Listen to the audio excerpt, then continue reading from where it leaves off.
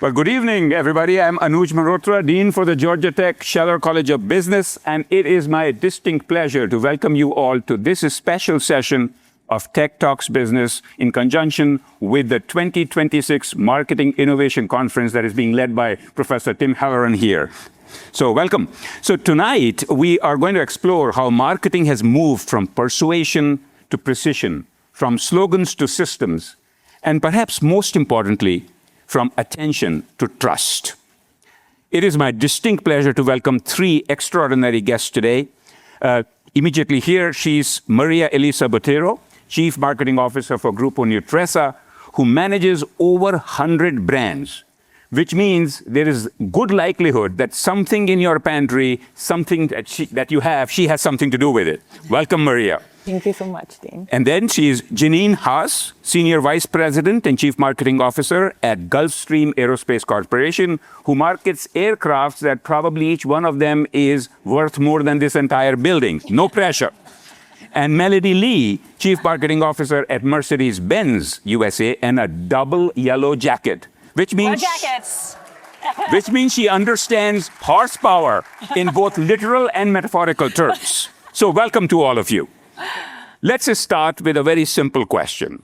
Let's just start with you are such different industries, such different, you're talking about there are so many people that you have to reach out. On the other hand, Gulfstream, there's only a pocket full of people that you can reach out to. I want to understand what is your day like and how do you communicate, particularly communicate with your teams internally, and how big are your teams? So let's start with you.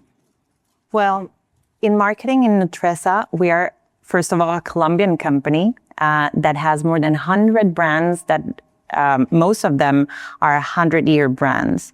And we have presence in more than 18 countries throughout Americas. The marketing team is 400 people. And my past experience is from TikTok. So chat is my thing. I chat with everyone. And that's pretty much how I connect. All right, great. How about you? Okay. So I like to say that we are a small but mighty team in the marketing department at Gulfstream. So we're about 75 people, and which might seem small for a company our size. In terms of communication, a large portion of the team is based with me. So I'm a big, still face-to-face kind of person. And we do a lot of creative development. We have our own in-house agency, so we don't outsource any of that work. So I do like some chat myself, but I'm also still big face-to-face. Great. Melody? So you've probably heard of Mercedes-Benz, but worldwide, the United States is the second largest market for Mercedes-Benz. If you weren't aware, China is still our #1 market in terms of volume of cars sold. But selling 300,000 cars in the United States makes us about a $30 billion company in revenue. And the marketing department at MBUSA, as we call it acronym-wise, is about 250 people. And in terms of my day, it usually starts really early with Germany 6 hours ahead. So most of my calls with them start around 5 to 6 a.m., which is a real pleasure. And then I move into the US day where I spend a lot of time talking to dealers, to customers, to my colleagues. And my favorite way of communicating is walking down the hall. Great. So Melody, I want to learn a little bit about each of your careers and what has gotten you to this point. So let's begin with you, Melody. Your career spans beauty. It's prestige beauty, luxury furniture, design agencies, and now automotive, right? So how did you move across these different industries to shape your career path and the way you think about what brand really is? Or more importantly, like at some point, did you realize I'm not marketing products, but I'm marketing aspiration? That's what I love about luxury and prestige marketing. It is the marketing of something intangible. It's the marketing of a product that you know you're paying too much for, but you're going to do anyway because that's what you want. And that is the magic of luxury and high-end marketing, and why I love all of these different industries that I've been a part of, because the through line, the red line through all of them, was that it was a luxury customer that we were targeting. Being able to build a brand and provide the right experience, service, and product all at the same time so that somebody will pay that extra margin is a great challenge. So let me ask you a follow-up question. Is luxury universal, or is it something that every industry think it invented it? I think there's different definitions of it, to be sure. And also, as the different generations come up, they are starting to define luxury differently every single time as well. So I think you've got to shift with the industry and with the product or service you're selling. Okay, great. So Jeannine, I'm going to ask you next. You have led marketing at some of the most well-known brands, from Ford and American Express to Avis, and now Gulfstream, to a very select group of people who fly at 50,000 feet, right? Tell us if marketing is harder when everyone is your customer or when almost no one is your customer. It's a great question. So there's an intimacy that comes with a very small addressable market, and there's an expectation that we really get to know and understand. We like to say we get only so many swings at the bat, and we can't really afford to lose a customer. So we're very fortunate that we have an incredibly high, I would say enviable, retention rate with our customers. That said, we don't take the relationship for granted. It's very much a personal relationship, and the customer who's buying our product, it's an expensive purchase. I'd like to say it's certainly luxurious, but there's a business need for the aircraft. If you're a corporation, and Melody was talking about Germany, or we're talking about Colombia, people have to travel all over the world, and there just isn't a more efficient or effective way to travel than to travel privately. So it serves a very important mission for both high net worth individuals who own companies as well as public companies. Great. So Maria, I'm going to ask you a different question. You've had a very unique journey with Meta, with TikTok and X, and now leading over 100 brands across 18 countries and with Nutresa, right? So you moved from platforms where, attention is currency to products that sit in a family home right now, or family tables with all your food-related products, of course. So how did that shift change how you think about what a brand really is? Well, actually, I started at Twitter, when at the time when live was becoming a thing. So live discussion and owning that discussion. And then I switched to Meta when we launched stories in Latin America, for example. And the creator economy just surged. And then I switched to TikTok to launch creative product for advertisers, because agencies weren't doing a great job by creating native TikTok content. And what I learned about that is that the most important thing and what is very common between my three experiences is that connection and relevance are key elements. And I think that's what I'm bringing to Nutresa, because beyond products, our connection with consumers in order to be relevant for them is kind of our North Star goal. Yeah, so when we were at Nutresa's executive education program a few months ago, I remember your CEO, Jaime Gilinski, describe one Nutresa as the company's North Star. So how do you create one emotional North Star with over 100 brands? And over 100 brands and 9 companies with their own CEOs and their own cultures. Should be an easy job. We're still working on that, but the most amazing thing is that communication, which I majored in, is like that entity, and it's been a while since I've done a panel in English, so bear with me. That communication and the transparency that Jaime, our CEO, holds with the 40,000 plus employees that we have is key to building that one Nutresa. And the fact that every company now feels that they belong to something bigger than their own company is like the greatest feeling of all. So we're still work in progress, but we've made progress, and progress equals happiness. Yeah. So, well, I hope I'm progressing. So One of the major themes of this conference, in this marketing innovation conference here, has been the immersive experiences. And some of that, what you're talking about, is being able to feel and have that ability to be able to communicate, and that progress will make you feel happier and all that. So let me shift to you, Jeannine. With Gulfstream operates design centers in local and global locations, including, I believe, in Savannah, London, Beverly Hills, New York. You just captured almost every city that I can think of, where customers can actually customize their aircraft interiors using a full cabin mock-up for that. So tell us a little bit about how you are redefining showrooms now in 2026. Yeah, it's the spaces are incredible, and it's really, from a customer's perspective, it's really all about bringing their vision to life. Some of our customers will work with a designer that they will bring in, and of course we have a whole team of designers, interior designers, who are happy to customize on their behalf. But we have mini mock-ups, which are small sections of the seats. So there'll be like seating displays, because there's different seat options available. Fabrics, materials, veneers, china selection. It's like outfitting a home, if you'll imagine all the things you need to put into your design experience. And the key is really putting the customer in the center of that. And so they move at the pace of what they want to move at.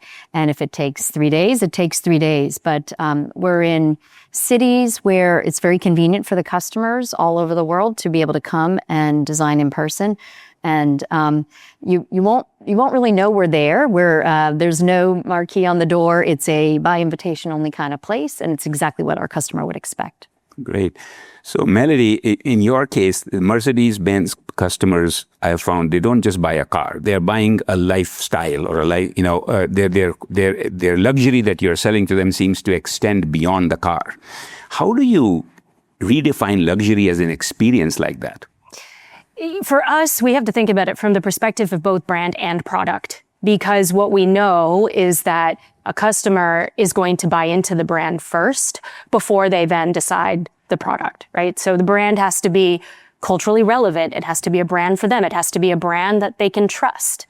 And just to get academic with you for a second, if you don't mind, you don't mind, you're the dean of the business school. One of my favorite books is by Daniel Kahneman, Thinking Fast and Slow. And what I love about the book is essentially that it points out this human behavior that we actually make decisions by instinct 99% of the time, or whatever the percentage is, it's very high.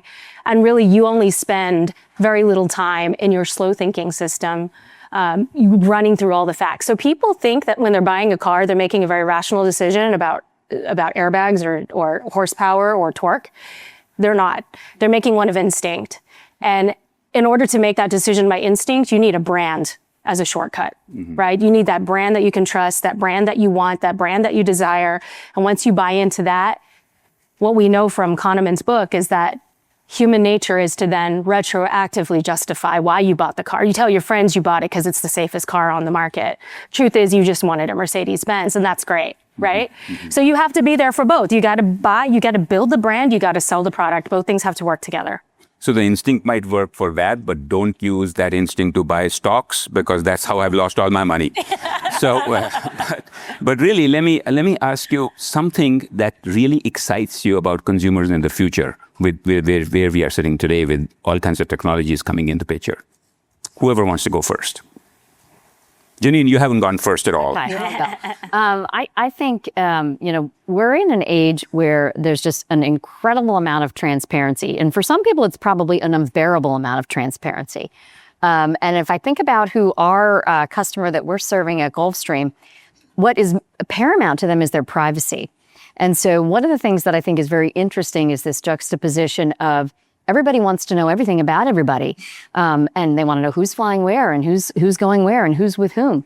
And the reality is privacy is really the number one priority for the customer today. And so how do we leverage technology and different capabilities to figure out how do we preserve the integrity of the privacy and the intimacy of the relationship we have with the customer, while allowing them to kind of have the freedom to explore what they want. But to me, it's kind of been interesting to see this evolution where it really is an unbearable amount of transparency, I think. So that is true, and there is so much data that probably helps you anticipate what Yeah. the customer might want. But how do you use that data without violating that privacy and without violating that expectation of trust? Okay, so here's a great example of one that we have for years been collecting data off the airplane that tells us about the diagnostics of, what's happening on the airplane. And we've recently been able to take a lot of the information, and it's so much information that I think at first it was a bit overwhelming. But now we've been able to build a model to understand from a predictive analytics perspective, we can anticipate that you're going to need an item in the future. And if you own an asset like an aircraft, the number one thing you want is that it's available to fly when you want to fly it. And so if there's a service issue that needs to be maintained to and the aircraft's out of service, it's kind of a non-starter for the owner. So we're using this technology that we get from the airplane, which talks to us, that we can then anticipate, have the part ready in the service location convenient for the customer before the owner even knows it happened. So we'll work with one of the maintenance people that is helping maintain the aircraft, get the part in place, get the customer on there, and the owner has no idea, doesn't miss their trip, has no idea it's even happened. Yeah. So that's something we're doing. And to be honest, we don't even need the owner to know that we've done it, because what we really want is the owner to know that their access to the aircraft is seamless. And so it can be people, working behind the scenes, but we don't even care if the owner knows that we've intervened. So that's an example. So it's not like you sell a jet and then you talk to Melody and say, here's a customer for you who you can sell hundreds of cars, and then you talk to her and say, let's produce all the food for the plane. It's not like that. So let me come back to you, Maria. Consumers have really, at this point, you have so much unprecedented insight into what consumer behavior is, right? How does Nutresa use this data and AI to personalize the experience that builds trust? Well, that's a great question, because historically, CPG is like, it's an industry that has a lot of issues with having clean data on our users, because acquiring that data or collecting that data is not that easy. But so far we've done progress, and what we think about people handling their data and mixing about like the data that we already have from panels and retailers is that after thinking of their privacy, of course, we need to give our consumers something in exchange, some value in exchange. And that is when the equation, the worth equation, the value equation clicks. Because if I know that my consumers are mixing indulgence with health, I create ice cream with protein or probiotics. We're getting there. We don't have probiotics yet. Don't talk to my wife, please. But I think, I truly believe that if you ask people for data, and hear me out, I was working at Meta when the Cambridge Analytica scandal broke. So if you ask people their data, you have to, one, ensure that the data is going to remain private, and two, you have to give them something in return. We all expect to have something in return when we are handling our data. So that's my approach and my take on that. Yeah, and if I could just build please, on go that. ahead. I mean, I think whether you're talking about data, you're talking about AI, or you're talking about any form of technology, it better improve your customer's experience. It better make the driving experience better, or it should make it safer, or it should make your shopping experience on mbusa.com more seamless. Whatever it is, if the use case is there and it's enabling something to be better for the customer, that's the trick, right? That's where there's that exchange of, I'll give you my data if you're going to do something that makes my life easier. You make it harder, then forget it, right? So I think everyone wants to talk about AI, and at the end of the day, AI needs to be used in service of making something better. That's right. And that's where when you build trust, when you give value in exchange. Great point. So in a few minutes, we're going to start taking questions. So if you have any question, you have to come to the mic there and stand there, and then I'll know that you have questions. Otherwise, I'll continue, as you know. So let's change the topic a little bit. We were discussing in the green room earlier, Jeannine, about the next generation of customers, Gen Z and the next generation of customers. And they are emerging to be very affluent, but how are they defining prestige? How are they defining luxury differently? I think each generation has something they're sort of known for, but there's a common thread, and actually it's something that Maria said earlier that I would just build on, which is at the core, most people want to feel like they belong and that they're part of something kind of bigger than themselves, no matter what generation you are. And I think that is sort of a uniting and unifying kind of thread that pulls through regardless of age. But generationally, there is just a familiarity that younger generations have because they don't know a world without instant gratification, which is something that I'm a little older than, the current student population today. And we just, we have to look things up. We had to do a lot of research that wasn't necessarily, ask Siri or get an instant answer. So I think having the ability to understand how technology plays a role in their life and what role that might play, but I don't know that I would think differently about the core needs of a customer based on that. Interesting. So, Melody, a lot more younger folks are not driving cars. They are using alternate ways of transport or living closer to city centers and that kind of lifestyle. And they value sustainability. They value a lot more of digital fluency, as well as authenticity over ownership alone. Mm-hmm. So, is that a problem for Mercedes-Benz, or how are you going to be adapting to this new generation? I think that sometimes we make too much of the generations when they're in one moment of time, because they're going to grow up too. Gen Z, Gen Alpha, they're also going to grow up. They're going to change life stages. My kids think they were grown up when they were born. But the truth is, they may or may not get married. They may or may not have children, but the likelihood of them moving into a different life stage with different needs that may require a car eventually means that we have to talk to boomers, X, millennials, Z, and Alpha.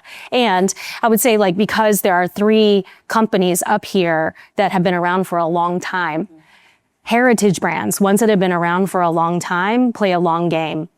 You have to straddle cross-generational marketing, or you won't be around for it. For example, we're 140 years old this year. We won't be around for the next 140 years if we aren't speaking to everyone in some sort of way with some level of consistency. That doesn't mean you change your message. It means you keep your core message, but maybe you find different channels, to speak it through, whether it's TikTok or else, right? Or maybe you tweak it with different visuals, or you change the way that you cast or use talent. There are different ways that you can keep a message consistent while changing it and keeping it relevant, but it's got to be cross-generational. Our average age is 54.9, in case you're wondering, 54.9 years. We need that 55-year-old to buy our car and be excited by it, but we also need that 10-year-old with that poster of an SL convertible on his wall. Awesome.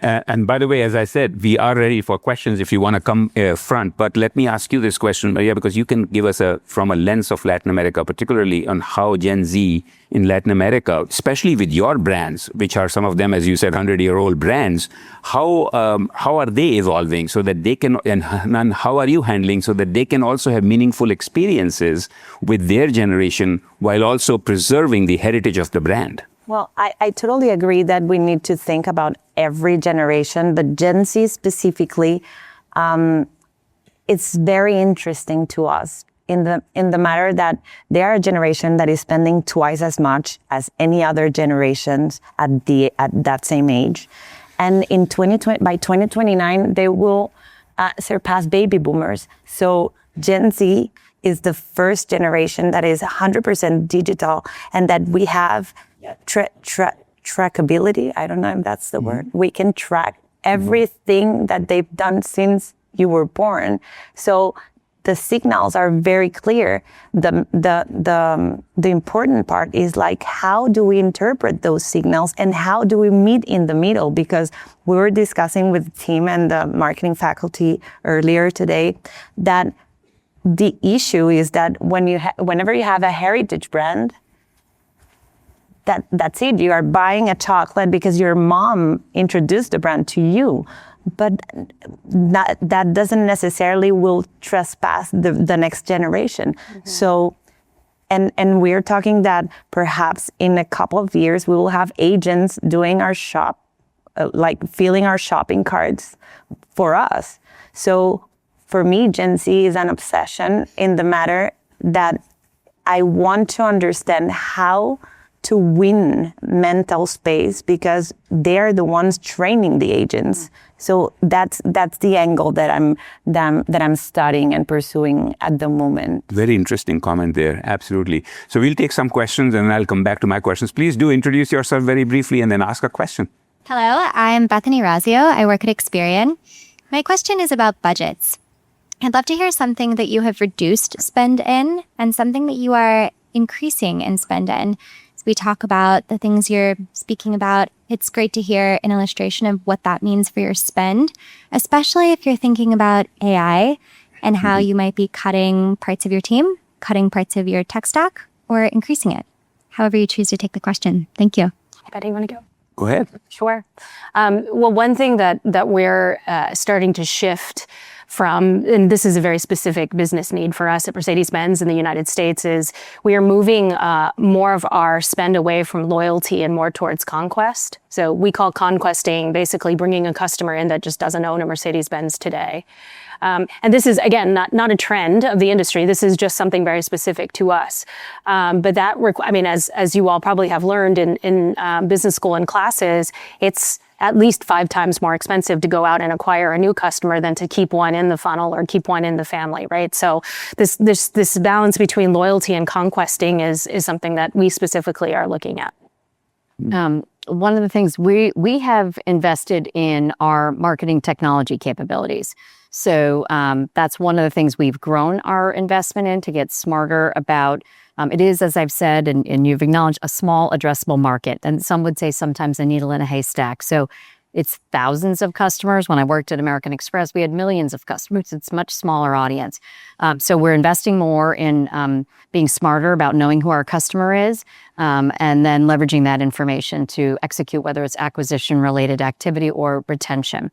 And then in terms of the other shift we've made is a little bit channel specific. So we're still kind of an in-person selling business, which may seem funny in today's world, but we're not an e-commerce business. You can certainly go online and learn a lot about our products, but you can't place your order on the website. Doesn't quite work like that. So I've tried. So we've shifted and we do a lot of events. We still do traditional advertising. But that's kind of where some of the shift has come for us. Great. Yeah. How about you? In my case, we're talking about CPG in mainly Colombia. 60% of our sales come from Colombia, where e-commerce it's still on development. But in the marketing team of Nutresa, we are exploring with AI specifically for creative purposes. So we are repurposing content. Every piece of design that we have at the company, it's been repurposed by agents and by a small team that helps repurpose that content. We are also planning media each time, hopefully more intelligently. But for me, and coming from a tech background, I think that the human component and the prompting, like the instruction that you give to AI, is very valuable. So we are very, very focused on making our teams have less operational tasks, specifically in the creative team, to focus on thinking on how to really connect. Because I think we've lost that ability with so many new technologies and advancements. So that's pretty much my take on that. Great. Well, next question. Hi there. My name's Jarrett. I'm working at Equifax in technology executive reporting. And my question is for Melody. I'm curious, as a member of the senior leadership team at a global matrixed organization, but also regionally, MBUSA, how do you balance the priorities from other members of the C-suite, like engineering team, finance team, as well as balance the priorities of MBUSA versus MB Global? Yeah, it's a very tricky balance and changes every day. So I often describe my job as one of just constant stakeholder management, which is just a really jargony way of saying like I deal with a lot of emotions and nonsense all day long. But specifically, MBUSA is often caught between what Germany wants and what our dealers want, right? And we're, as you all probably know, our entire system in the United States is a franchise model. We sell through 386 dealers in the United States. They have a very specific way of looking at retail and how to sell a car. Their needs may not be congruent with what Germany wants. Germany, here's a great example. Germany may want us to run a TV commercial that they have shot that they believe is the best thing ever. It has absolutely no relevance. We have no cars on the lots and the spec is wrong, right? So a lot of my job is just straddling between all these opinions and trying to figure out the best way to move the business forward. It's actually most of my job. Yeah. Thank you. Great. Hi, my name is Simran. I'm a double jacket. Currently an MBA student. Previously used to work in social media marketing. So I'm curious, what have been like the most popular social media campaigns that you've seen in your companies, and how has that driven revenue growth? We're doing a lot in Meta with short, like 15, 30-second content, seasonally based. So we just did an après-ski version of one, targeting people in markets when they're on vacation. And so, people are like, where do you find billionaires? Well, guess what? They're on Instagram. And so and so maybe that's not such a surprise. What has been a surprise is the number of people that are actually filling out the form to learn more in Instagram. That was a surprise. Yeah. So, Wow. great. Yeah. By the way, she was looking at me when she was saying billionaire, just for the record. Yeah. Anybody else wants to add to that?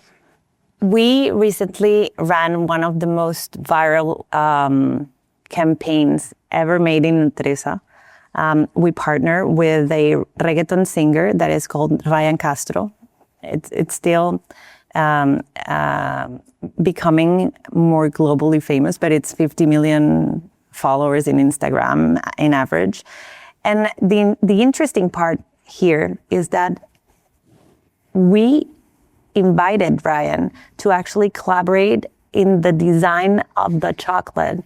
He picked the flavors based on a dessert that he had at his grandma's house. And when we started thinking about the campaign to communicate this product, I told the chocolate marketing team, we're going to do something different. We're going to share the don'ts of the brand with Ryan's team, but we're not going to do anything. We're not going to produce a single piece of advertising. Ryan's team is going to do it.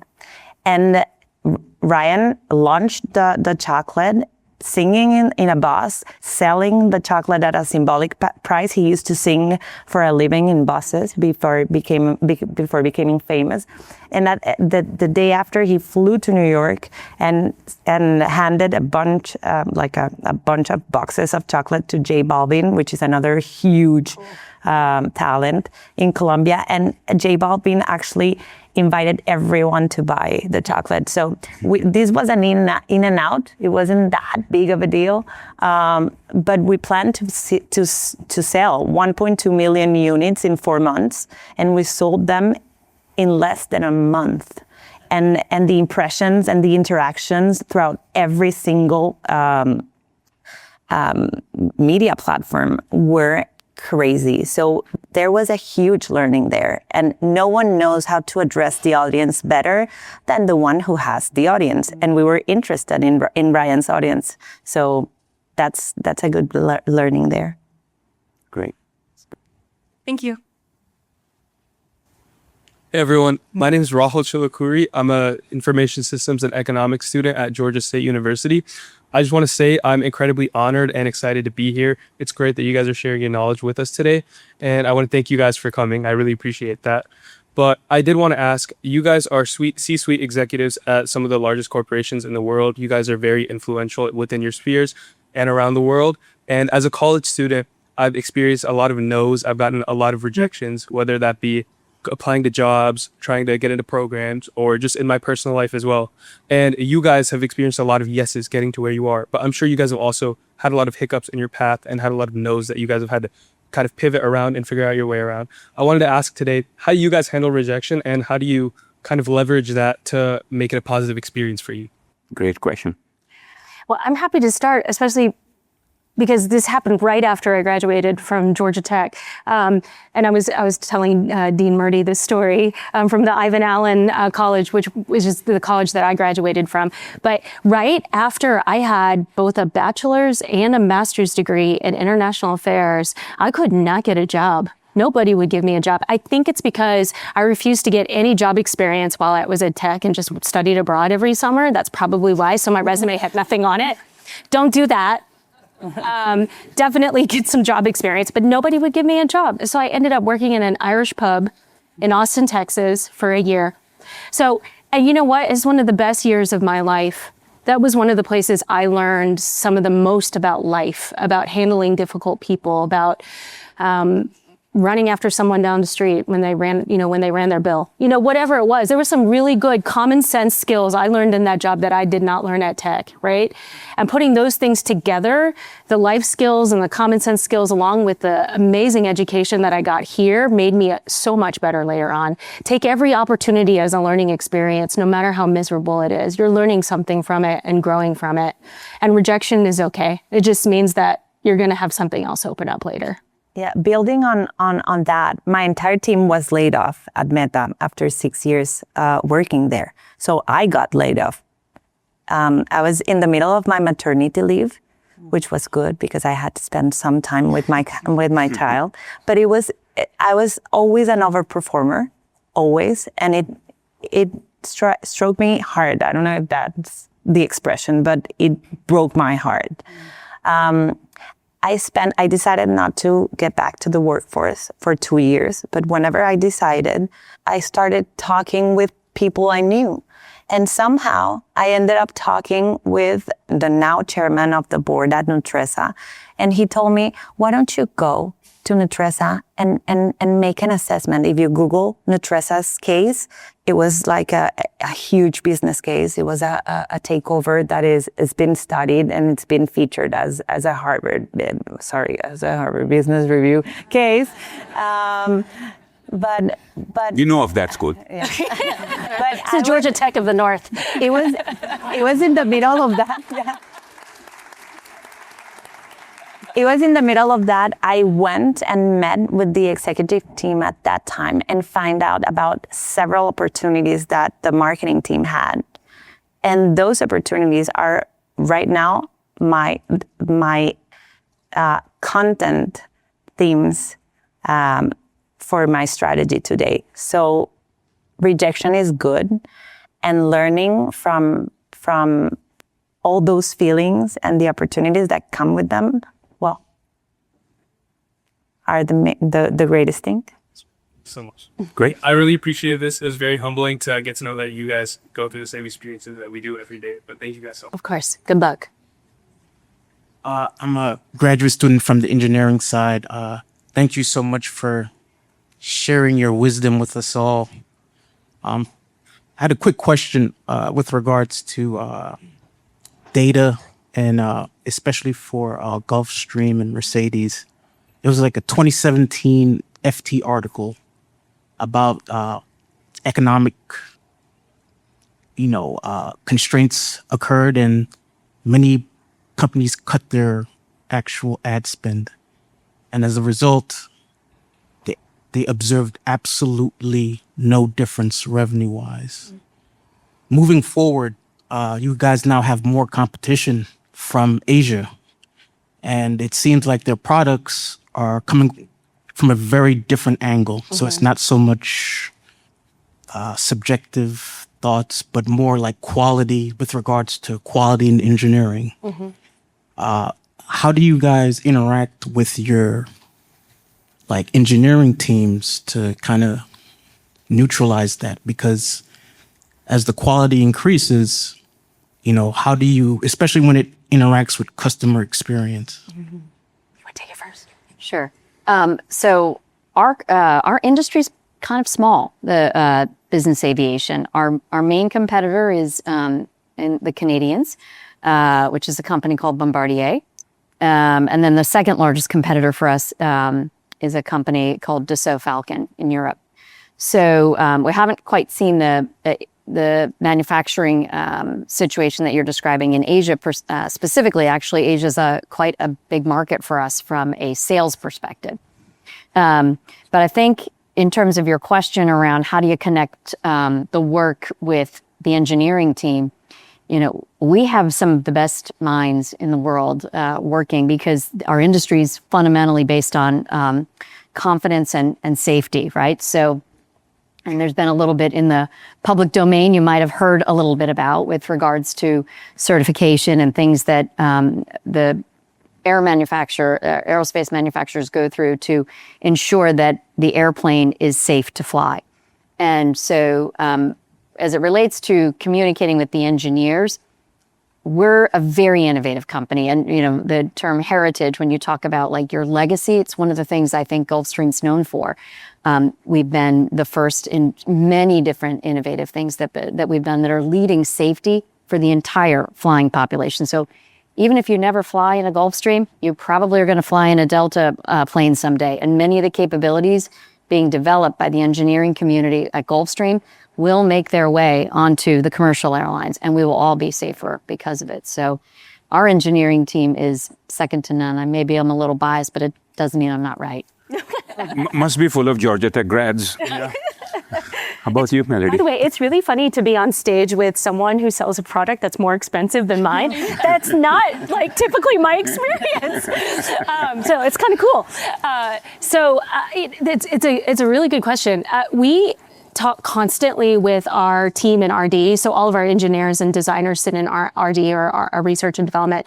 And the way that we interact with them is often to say, and this is maybe a special affliction at Mercedes-Benz because we have also some of the best engineers in the industry, if not the very best, having invented the automobile in 1886. I don't know if you know that. We invented the car in 1886. That's why we're 140 years old this year. Some of the best engineers in the world. It also means sometimes our engineers over-engineer, and it's our job as marketers and those in a market to give them feedback to say, you didn't actually need to put that feature in that car. That was answering a question that nobody asked, right?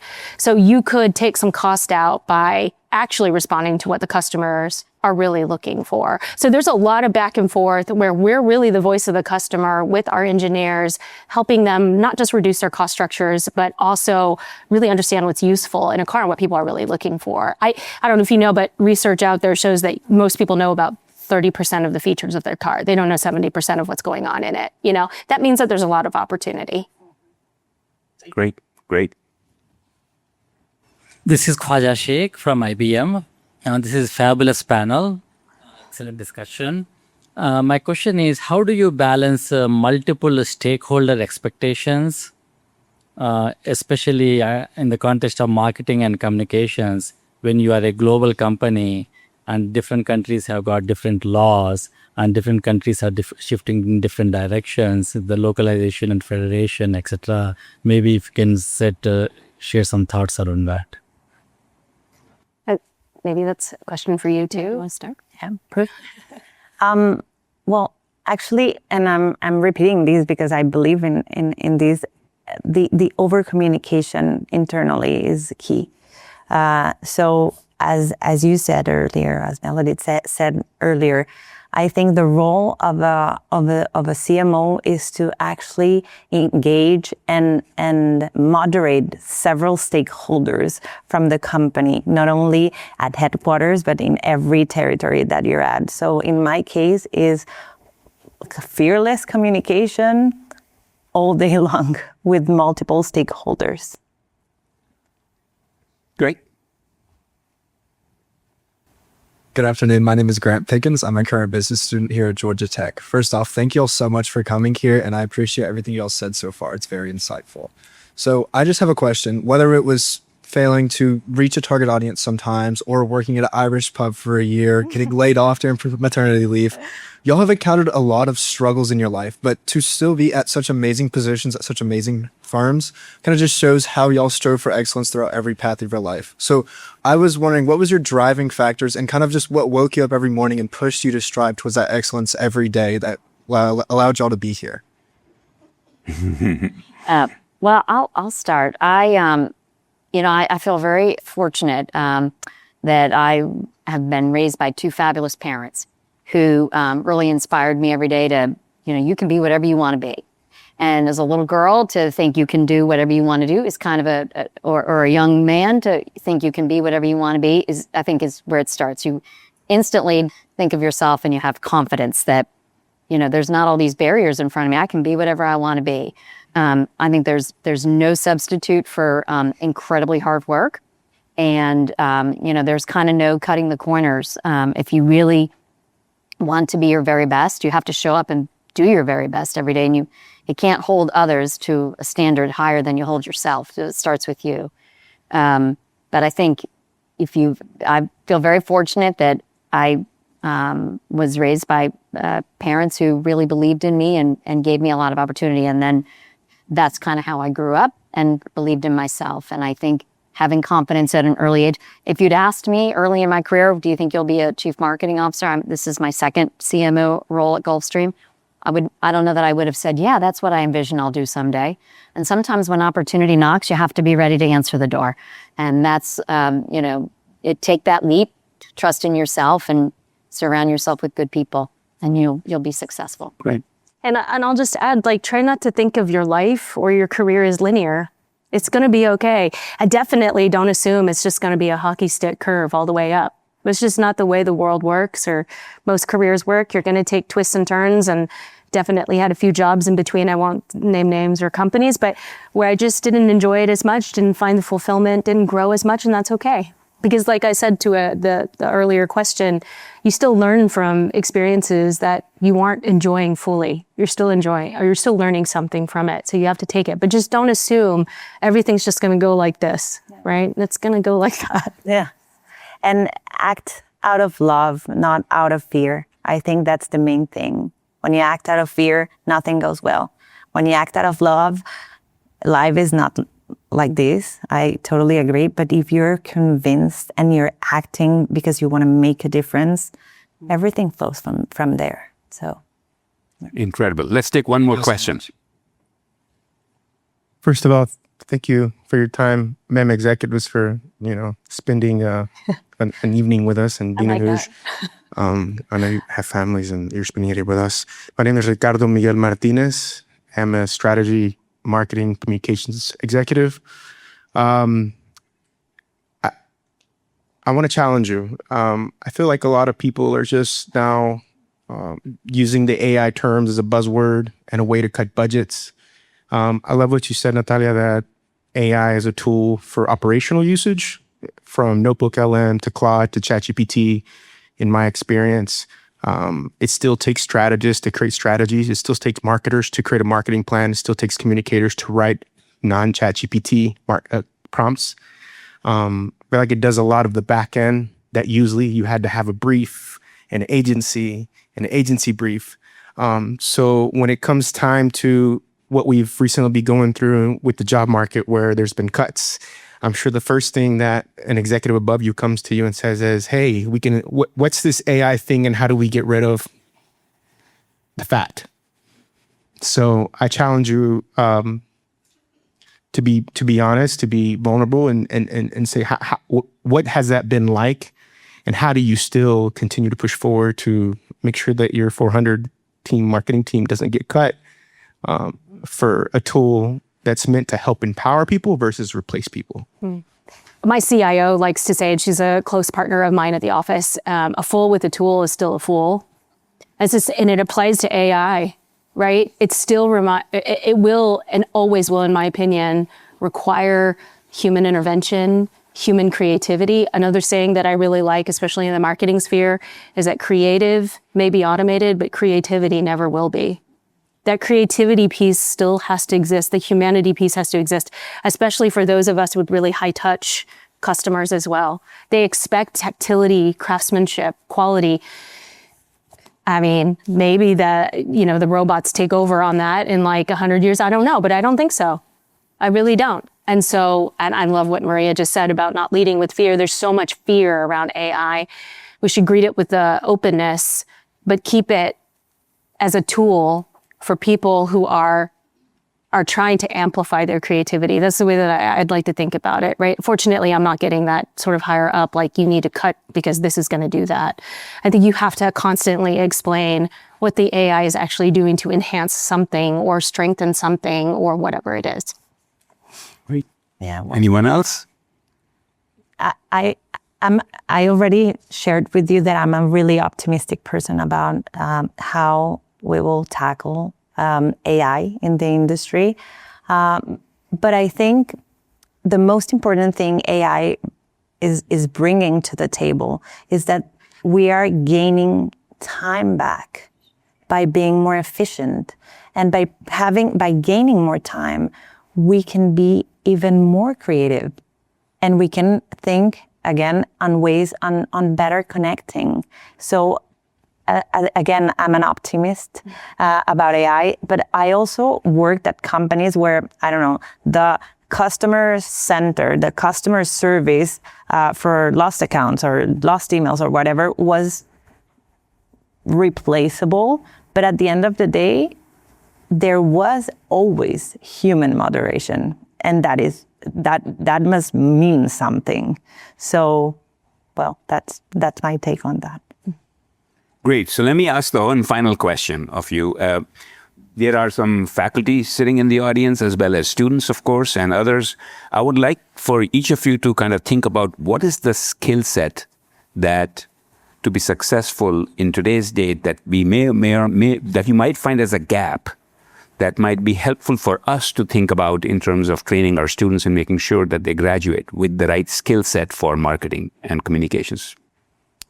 I'll start. I think there's two that come to mind. Increasingly, work is collaborative in nature. So really having skills of being a good listener, being a very active listener, and being able to kind of rally people together and sort of coalesce on a common plan forward. So I think being a very strong collaborator and team player, I think is increasingly important. The second, I think, is communication. And I think it's a little bit, small talk is a little bit of a lost art, and I'm a little worried about it. I have two teenagers, so I guess maybe that's why I'm a little concerned about it. But there's being in the business world, I think it's very important to be clear and concise and be able to get your point across in a very compelling way. And it doesn't matter what role you play in an organization, that skill, you don't have to be able to speak in front of a couple hundred people, but you need this skill to speak in front of one. And so I am a little worried about conversation. And I'd love to see people become conversationalists. Great. For me, of course, there are the finance expertise and the data expertise, but one of the most important characteristics that I'm looking for in young marketers is the ability to relearn, to be humble enough to be able to relearn whenever things are changing so fast.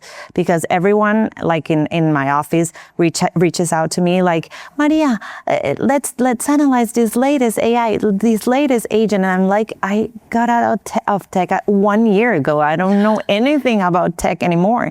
And I think the curiosity and the fact that to be humble enough to be able to upskill and relearn almost in real time is one of the main characteristics that I expect to find. Excellent. So we'll give the final word to our yellow jacket. Okay, no pressure. I would say two things. I think everyone going into the corporate world, whether it's marketing or anything else, needs to have two skills. And there are often two skills that people say, oh, I'd never do that, or I'm not good at that. But guess what? You're going to have to get good at both. One is sales and one is politics. Sales, because I don't care what you do, you're selling your idea. So get good at selling yourself and selling your ideas. That's the only way to win and get that idea approved. Politics, a lot of people say, I don't play politics, I don't do games. Where there are people, there are politics. So learn how to play them. So it's a different angle to what Jeannine was saying about relationships and collaboration. But a lot of that is navigating politics and a willingness to understand where your allies are and where your opponents might be and how you bring them to your side. That's politics, right? To me. And that's why I'm actually really proud of using my international affairs degree from Ivan Allen all the time. So I would say learn those two skills. Well, thank you very much for a very enriching conversation. Yeah, please, let's. Thank you again very much. This was such a nice conversation, and I learned quite a bit here. Thank you very much again. I also would like to invite you to the next Tech Talks business session on March 19th. Our guest will be Adina Friedman, Chair and CEO of NASDAQ. This event will be a special discussion held as part of the 2026 AI and Future of Finance Conference. I hope to see you then. Thank you.